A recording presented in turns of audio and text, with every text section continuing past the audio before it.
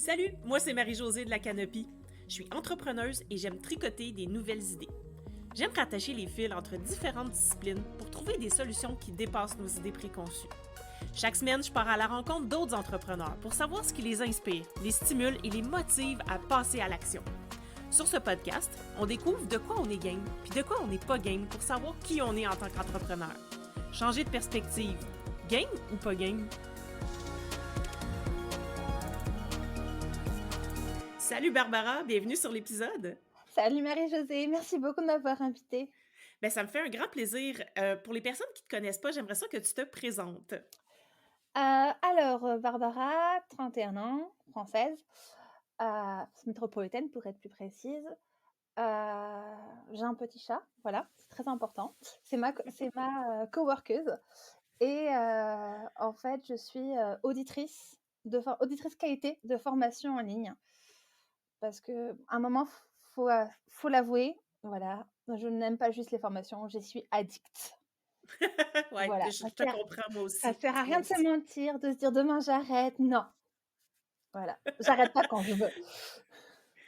Donc, tu as une grande expérience en consommation là, de formation en ligne, puis tu as décidé de mettre cette expérience-là au profit des clients. C'est ça, parce qu'en plus, il y a non seulement la formation en ligne, mais la formation aussi en présentiel. J'en ai consommé beaucoup dans mon métier. Mhm. Avant, j'étais préparatrice en pharmacie et Mhm. j'avais accès, en fait, aux formations laboratoires, soit en soirée, soit des journées complètes pour aller en profondeur, dans les produits, comment ça fonctionne et tout. C'est extrêmement passionnant, Mhm. et quand c'est mal fait, c'est extrêmement ennuyant.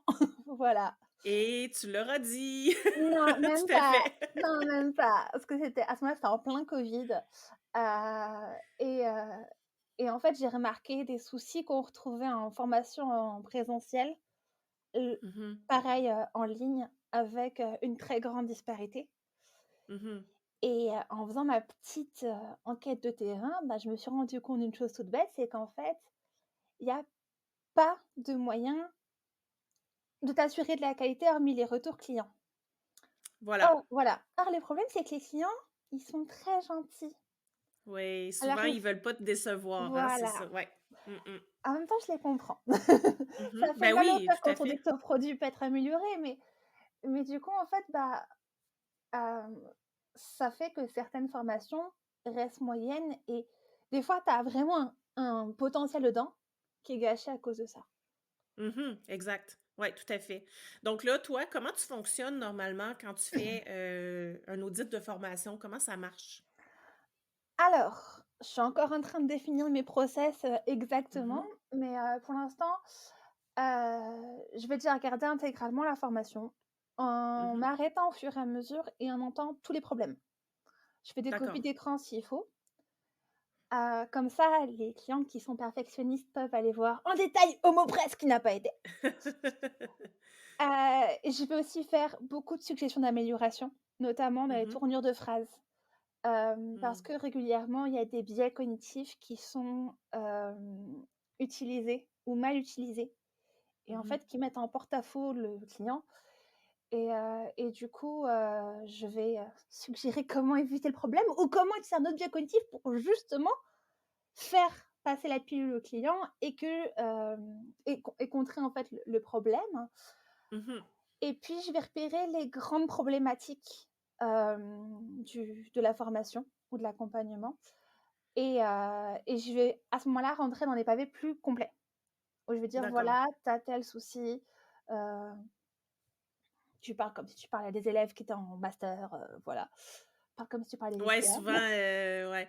Quand on est dans notre syndrome d'expert, hein, ça peut être difficile des fois de sortir de ça, puis d'avoir de la difficulté à se mettre dans les bottines de C'est nos ça, clients, là. c'est ça et puis en plus, pour peu que tu aies fait un peu d'études, Heu, Mhm, ben, du coup, en mhm. fait, tu es resté sur ce niveau-là. Or, Ouais. à moins de t'adresser à des experts de ton niveau ou avec un certain nombre, Mhm, d'études, faut parler au niveau comme si on parlait à un lycéen. Parce que du coup, en fait, on a le niveau de français d'un lycéen et on a le niveau de connaissance sur le sujet qu'on veut apprendre d'un lycéen. Donc, dans tous les cas, on perd rien. Donc voilà, donc je vais du coup faire mon pavé, pour revenir sur le sujet mhm. de base, parce qu'on Ouais. dévie bien. Je vais faire mon pavé et après je vais faire un compte rendu plus global où, je vais d'abord donner mon avis général de la formation, Donc Mmh en règle générale, il est souvent positif, voire très positif. mh. Je vais en profiter pour, essayer de glisser quelques pistes pour rassurer et orienter au niveau de la communication du lancement. Surtout Mmh si je vois mh. que la personne, elle avait pas assez bien poussé son étude de client idéal. Donc en Mmh disant: mh. «Je suis sûre que ça va intéresser telle cible, ça a un réel potentiel». Bon, je le pense vraiment, hein, faut vraiment que je le pense, sinon je ne le dis pas. Ouais, ouais, je comprends. Hem, je vais ensuite donner les points forts Mmh mh. de la formation. Voilà, tes points Mmh. forts, c'est ça, ça, ça, ça, ça. Comme ça, en même temps, elle aura des critères pour lesquels se vendre derrière. Tout à fait. Ensuite, je vais venir donner les points faibles. Donc souvent, je vais reprendre les grandes lignes de ce que j'ai parlé avant, Mmh mh. hem, des gros pavés où je fais plus en détail et ensuite, je vais parler des améliorations possibles et dans les améliorations, ça peut être tout. Ça peut être, du Mmh changement de cadre, de retravailler, slides, mh. des critères, enfin des arguments dans la page de vente ou autre si jamais je le vois. Mais ça peut être aussi des idées d'upsell. Voilà, typiquement, Mmh mh. il y a une cliente avec qui j'ai fait, eh bah, écoute, enfin une formatrice avec qui j'ai dit: «Écoute, moi à la fin de la formation, j'avais qu'une envie, c'est d'avoir 1 heure de coaching avec toi.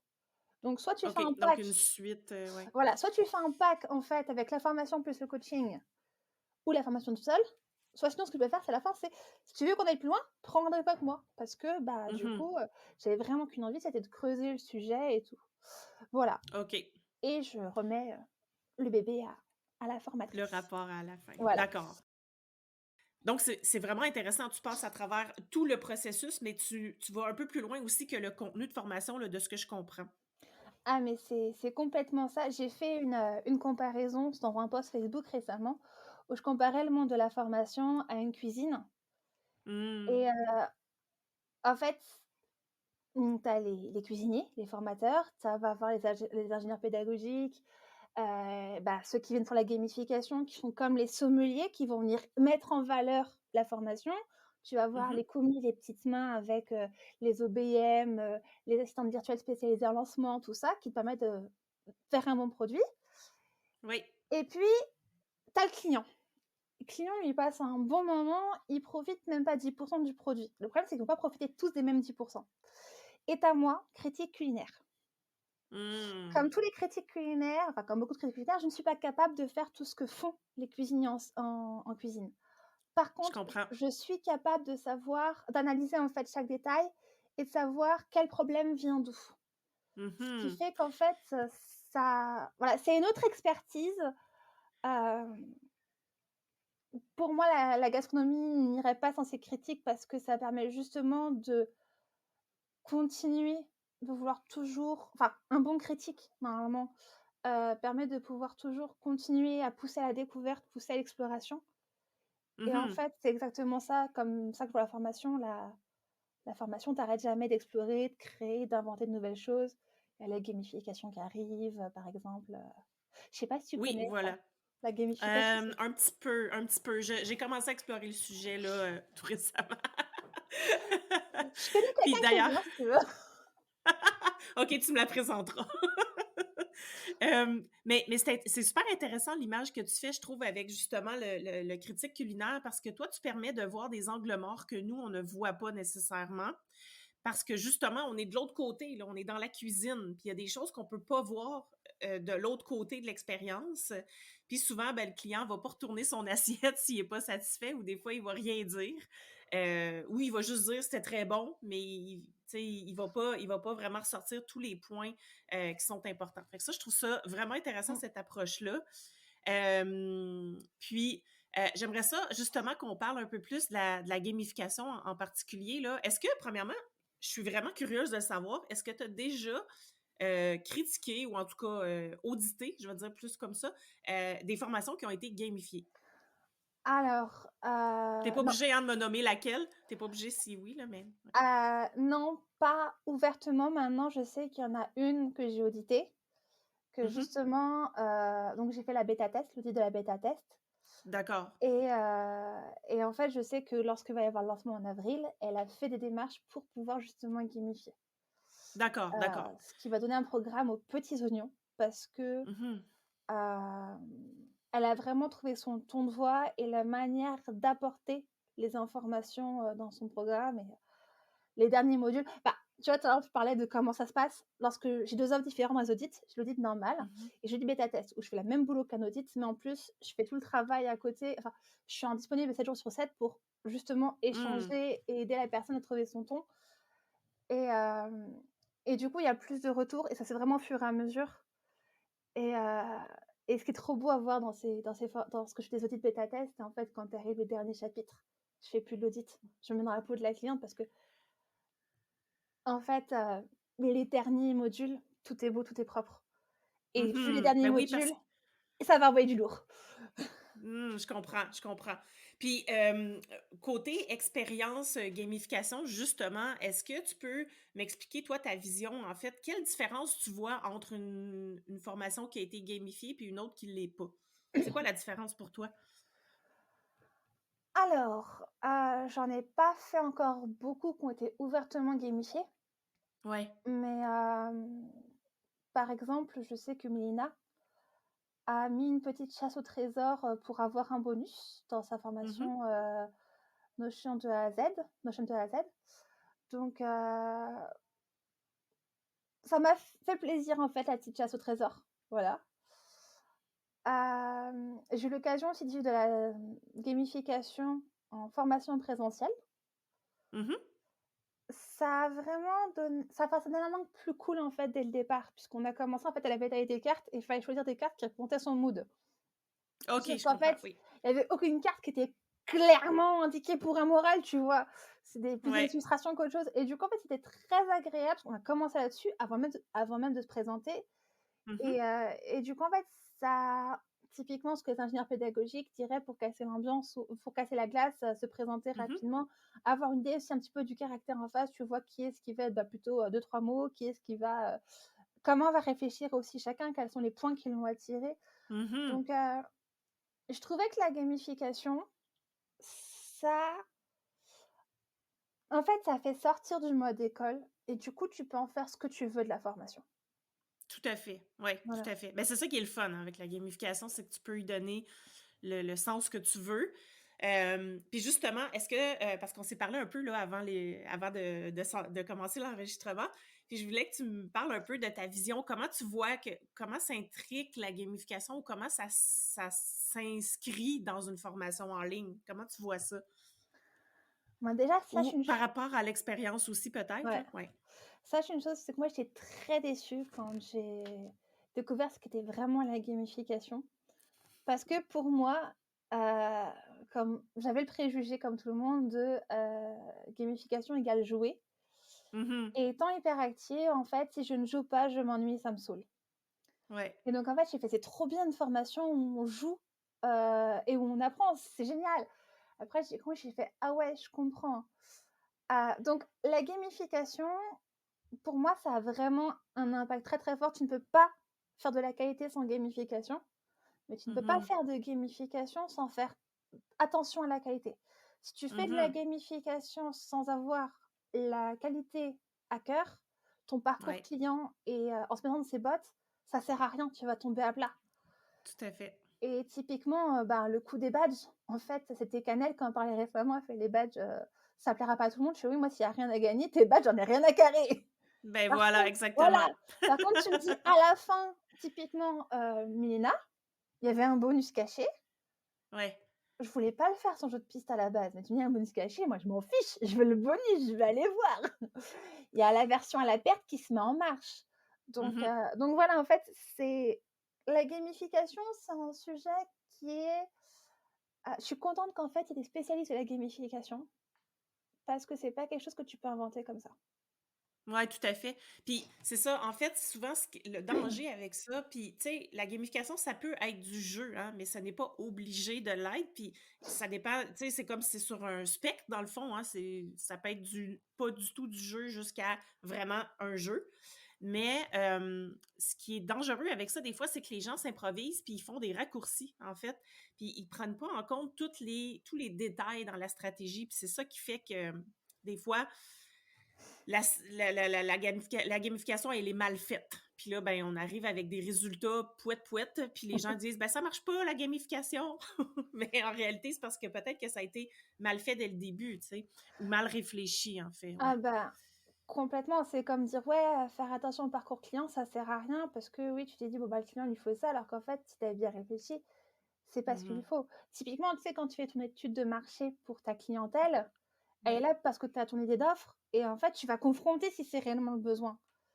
Mhm. Et lors de l'audit, en fait, mais c'est pareil lors des bêta tests, mais surtout en cas d'audit, c'est qu'en fait, on va confronter si jamais l'idée que tu as eue de la qualité du parcours client, gamification Mhm. inclus, va faire effet.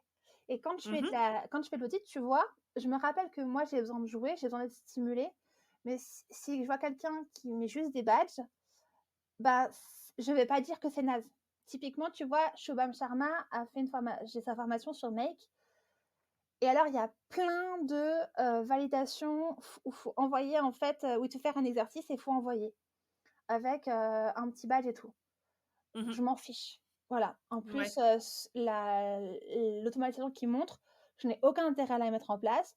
Donc, du coup, je la regarde pour apprendre le fonctionnement et c'est tout. Donc, j'ai aucun des badges. Voilà. Mais parce que moi, je suis comme ça. Si je devais l'auditer, je tiendrais compte du fait en disant attention, tu vas avoir une Mhm. partie de ta clientèle qui n'est pas attirée par cette gamification-là.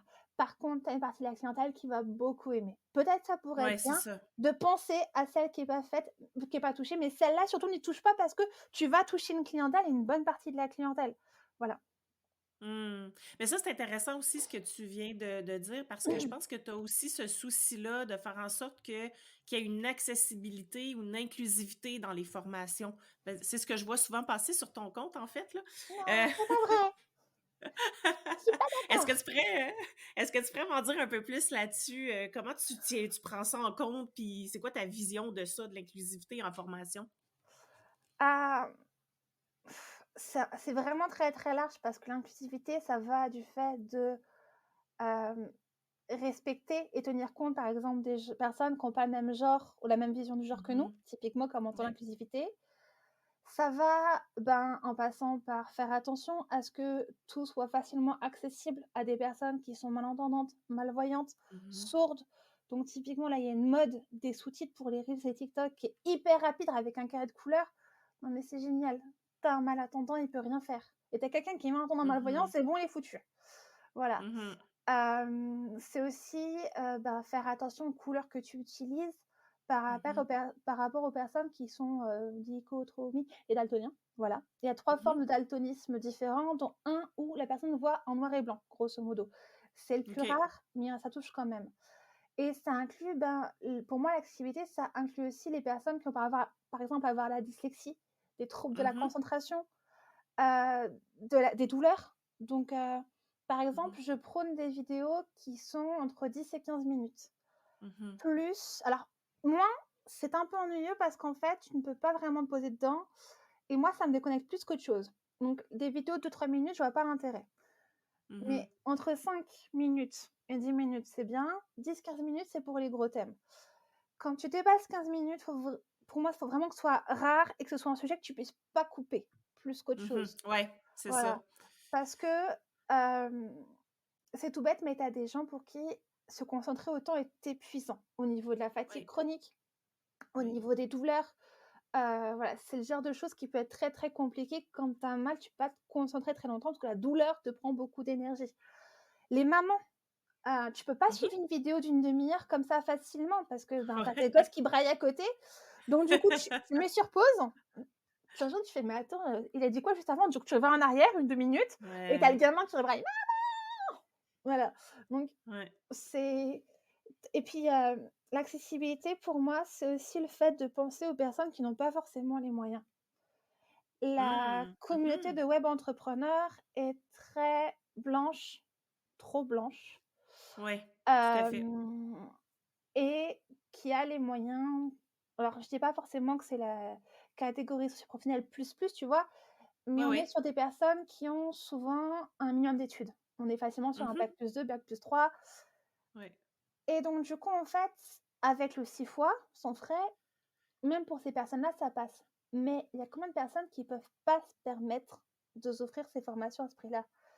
Il y a un exemple que je prends tout le temps quand j'ai déménagé, j'ai revendu quelques affaires à une amie. Mhm. Il y en avait pour 130 ou 170 euros. Je sais jamais, je sais que c'est un de ces deux chiffres-là, mais je sais jamais lequel c'est. En tout cas, c'était 30 ou 40 euros par mois. Elle m'a payé en 4 fois et elle a fait ça sur 5 mois parce qu'en fait, il y a un mois où elle n'a pas pu le faire. 30 ou 40 balles, c'était... Mhm. Et il a fallu qu'elle réfléchisse pour en faire rentrer ça dans le budget. 30 ou 40 Mhm. euros par Mhm. mois, c'était un serrage de ceinture pour elle. Ouais, Parce ouais, ouais. qu'elle avait des enfants, parce qu'elle n'a pas forcément un gros revenu, parce que différentes choses. Donc, du coup, je suis contre cette course. Pour moi, l'inclusivité, c'est aussi le fait de proposer des alternatives à la course au high ticket. C'est que oui, il y en a Mhm. qui veulent du Mhm. premium et être full accompagné et tout. Oui, Ouais, tout à on ne fait. brate pas son travail, c'est hors de Mhm. question. Mais pour moi, il devrait y avoir des alternatives de bonne qualité accessibles pour les personnes qui n'ont pas forcément les moyens.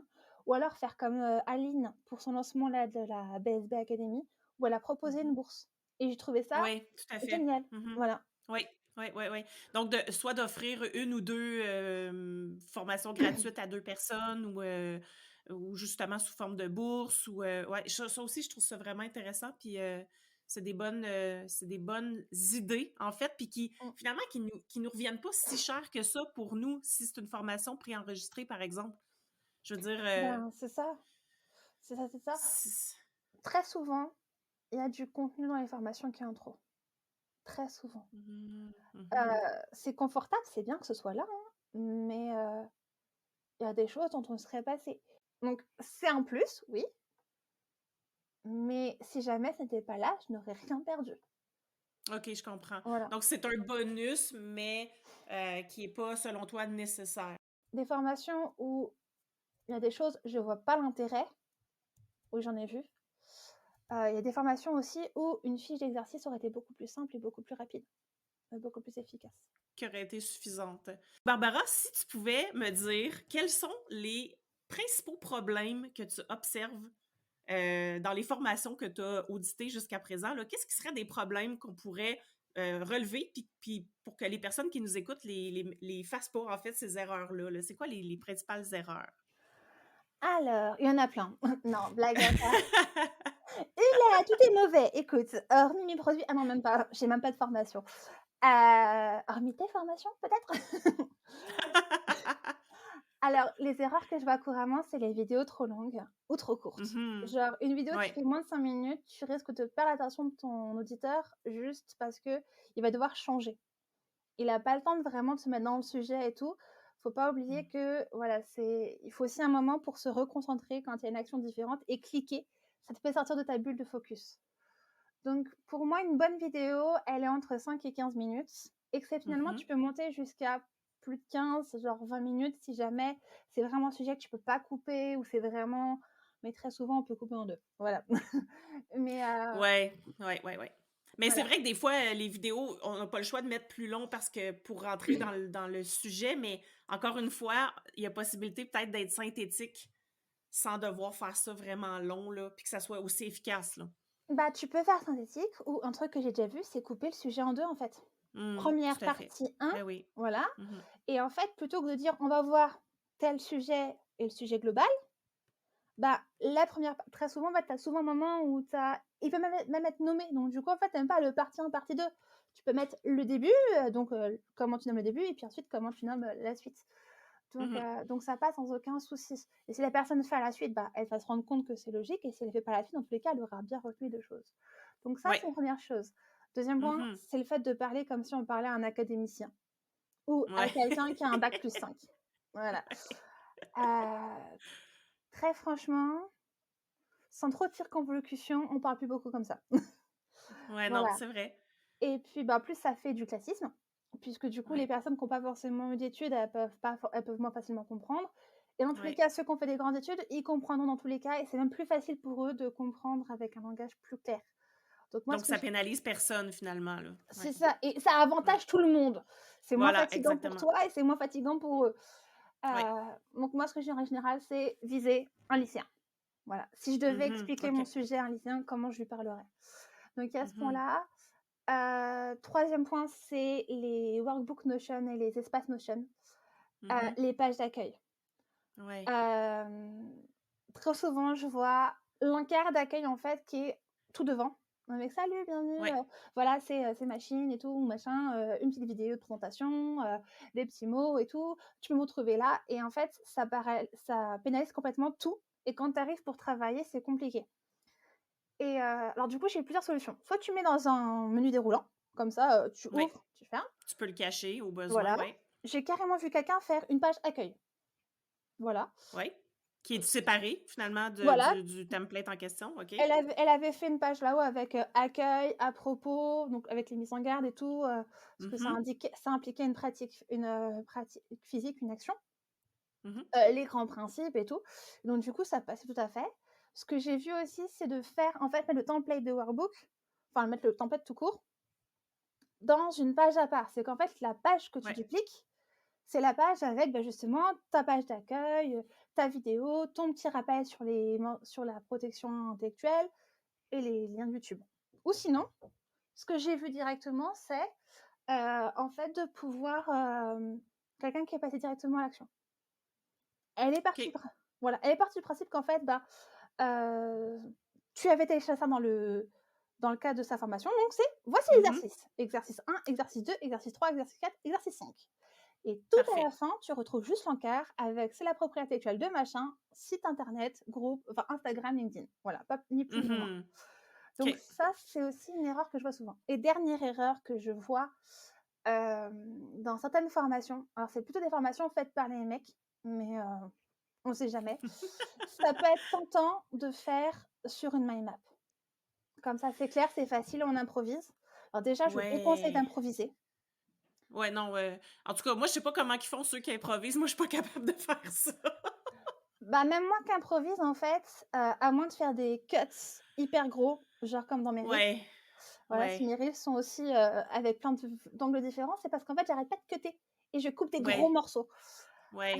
Mais sinon, j'ai ma base, en fait et j'ai un Mmh. plan et je semi-improvise dessus. Mais l'avantage, c'est que du coup, à ce moment-là, tu évites tous les les trous de mémoire et tout Ouais. et donc là, au moins, c'est clean et donc le fait Mmh. de faire sur le mind map, le problème, c'est qu'en fait, tu as aucun support visuel pour pouvoir, approfondir et marquer le message visuellement à ton audience Ouais. et du coup, ben, le problème, c'est que j'ai suivi des formations qui étaient basées sur mind map. J'ai suivi des formations où la personne a transformé la mind map en juste un slide avec juste Mmh. le titre. Donc c'était ce qui était marqué sur la mind map, c'était écrit sur la slide et ben, je suis incapable de te dire de quoi parlait la formation qui était sur mind map, alors que je me souviens encore très, très bien Mmh. des formations où j'étais, avec la slide D'accord, je et comprends. voilà et puis même de manière générale, par rapport à ça, en fait, on n'appuie pas assez les idées.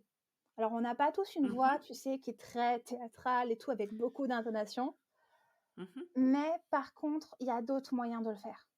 Si on a l'impression que c'est pas dans notre nature d'influer beaucoup, ben, on Mmh. peut jouer avec le rythme, on peut jouer avec les Mmh. pauses et on peut jouer avec Ouais. la force de la voix Ouais. et on peut jouer en appuyant avec les slides justement avec le visuel à côté et c'est des moyens en fait de pouvoir détacher les idées importantes et de pouvoir Mmh. capter l'attention de notre audience. Ouais. Donc de vraiment regarder c'est quoi le message clé qu'on veut que les gens retiennent à la fin, par exemple, d'une leçon, puis de peut-être jouer avec l'intonation par rapport à ça, mais de le placer aussi d'une manière stratégique pour que ça soit bien, que ça s'imprègne bien aussi, là. Si je comprends ce que tu veux dire aussi? Puis dans les intonations. Mmh. Complètement. Mais en fait, ça a 2 rôles. Ouais, Déjà garder ton auditeur, éveillé, c'est concentré, pas mal la base. voilà, Ouais. pas l'endormir et puis, l'autre point, c'est qu'en fait, grâce à ton plan, tu vas, en Mmh. fait, venir donner les points importants. Ou avant de faire ta Ouais. conclusion, de donner ta petite phrase de conclusion, tu fais une petite pause.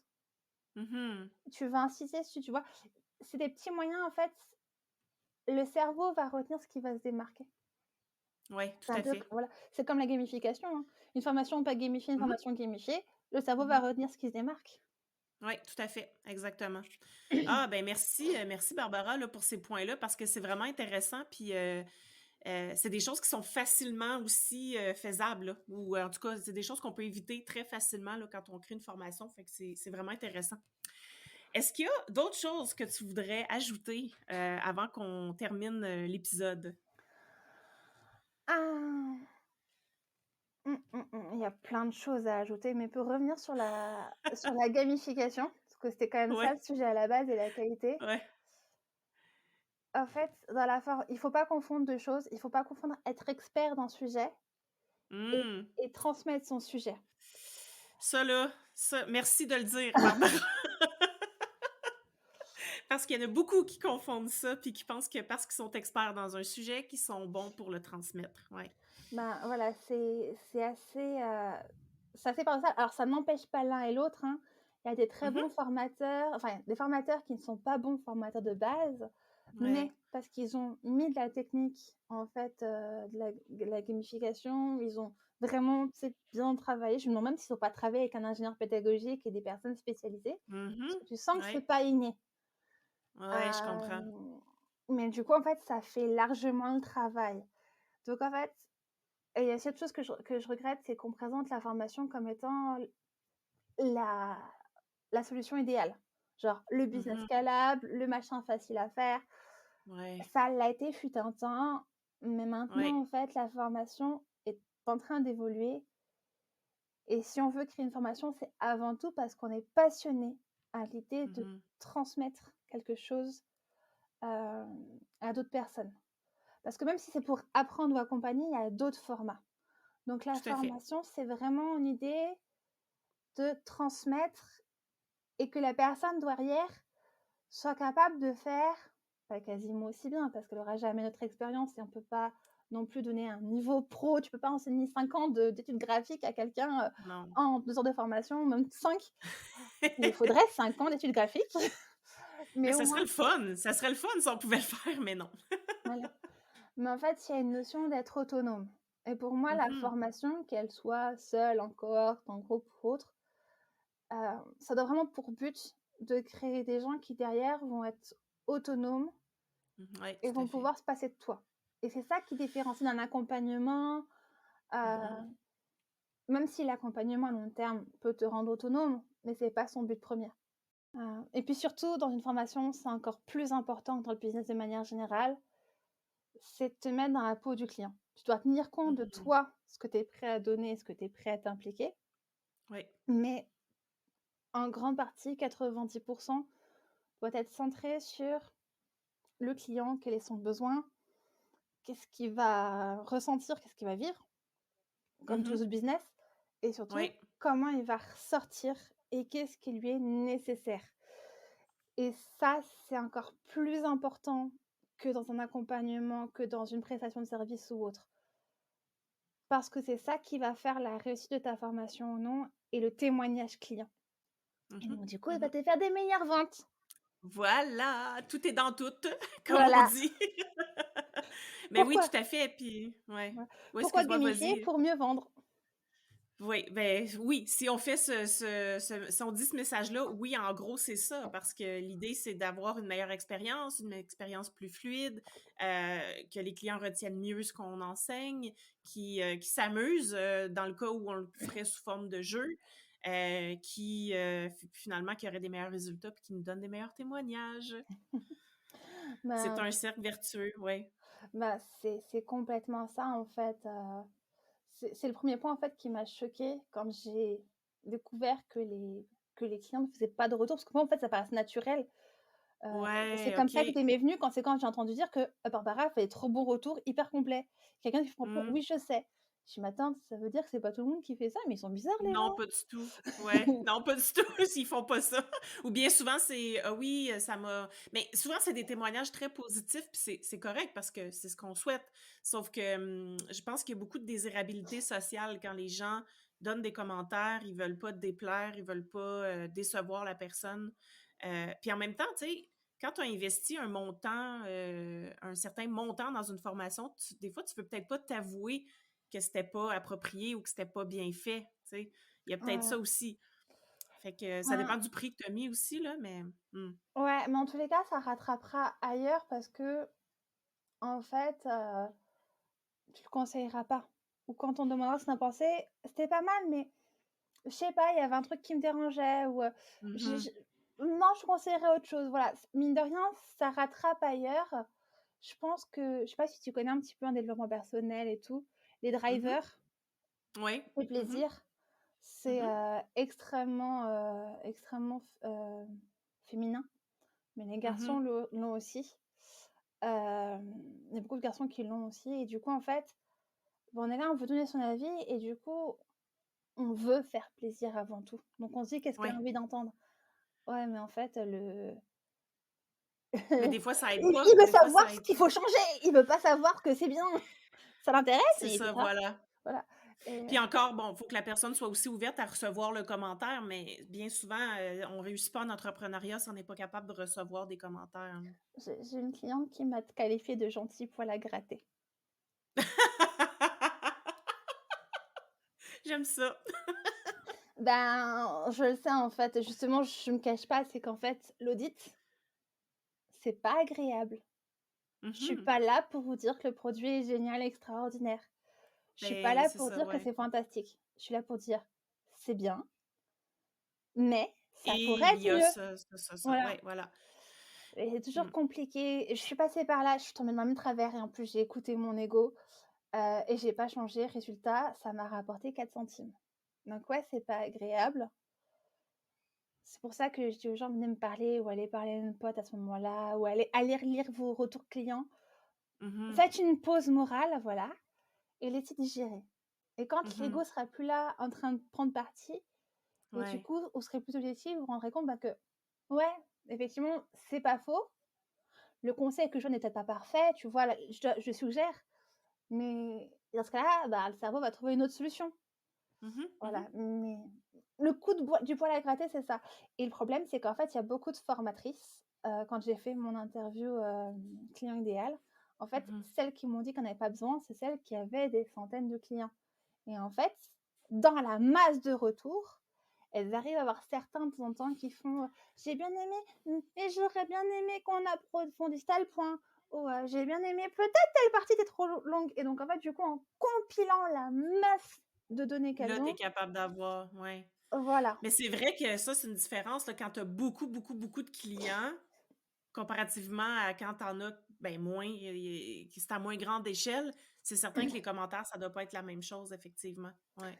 Alors qu'en plus, paradoxalement, tu as encore plus besoin de convaincre tes clients et qu'ils te parlent de toi. Oui! Quand tu Tu en as moins, oui, voilà, exactement. Oui, oui, oui, oui. c'est Ah wow! Ben, c'est super intéressant, Barbara, ce que tu fais. Je trouve, aussi, je trouve que c'est, un nouveau service, en tout cas, que moi je connaissais pas avant que toi t'arrives là. J'avais pas vraiment vu ça.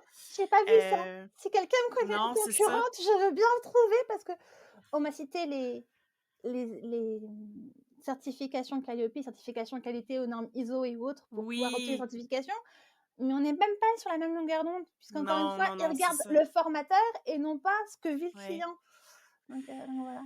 Ouais, c'est ça, c'est pas la même cible. Mais je suis certaine que ça va se développer parce que moi, je pense qu'aujourd'hui, les formations en ligne, ça doit changer. En fait, c'est plus comme, on peut plus se permettre de faire comme on faisait avant. Donc, on n'aura pas le choix d'avoir un œil externe pour s'améliorer puis faire en sorte que les formations soient vraiment de bonne qualité, là. Puis il y en a tellement.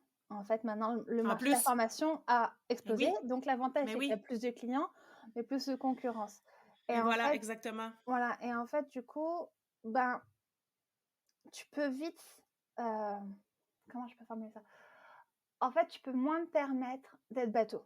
C'est l'intérêt Mhm, justement de la mhm, mhm. gamification. La gamification, en fait, c'est super pour pouvoir non seulement se différencier, impliquer ton client, avoir des résultats. Et du coup, tu fais un sans faute.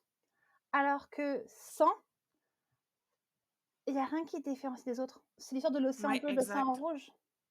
Mais c'est vraiment intéressant, Barbara. Puis merci beaucoup pour ton temps.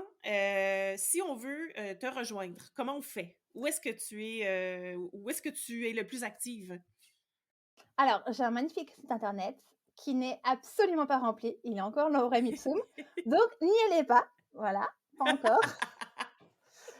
Mon profil LinkedIn, c'est pareil. Il est juste là pour la forme. Mais c'est sur Ouais. Instagram surtout.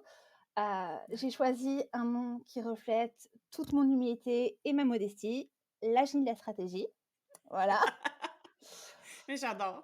Je vais mettre le lien dans les show notes d'ailleurs, là, pour que les gens puissent aller te voir sur Instagram. Merci. Et 3 fois par mois, le 5, le 15 et le 25, je raconte des âneries en newsletter où en fait, très souvent, en fait, j'analyse des moments de la vie quotidienne. En fait, je fais des liens entre un moment de la vie quotidienne et la formation. Genre, par exemple, l'autre fois, il y a eu le fait de quand on galère à chercher une protection hygiénique et la protection juridique, y compris quand on est en formation. Il y a eu comment détourner quand tu es handicapé et que tu as des douleurs chroniques, comment détourner ça. J'ai comparé en fait les douleurs, une crise de douleur et un lancement. Et en fait, il y a plein de points communs.